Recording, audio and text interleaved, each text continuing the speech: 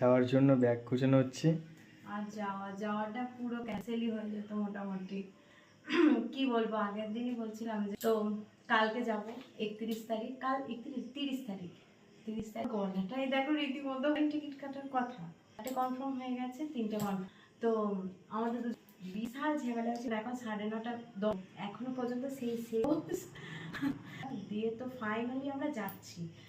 বর্ধমান যাব, বর্ধমান এক্সপ্রেস, সেটা বর্ধমান থেকে মালদা 4 ঘন্টায় যাব, সেটা এক্সপ্রেস। যাই হোক, ফার্স্টে ভেবেছিলাম যে আমরা ভেবেছিলাম জেনারেলে যাবো, যেতে পারবে, কিন্তু আমি মনে হয় যেতেই পারবো না, জার্নি এত লং।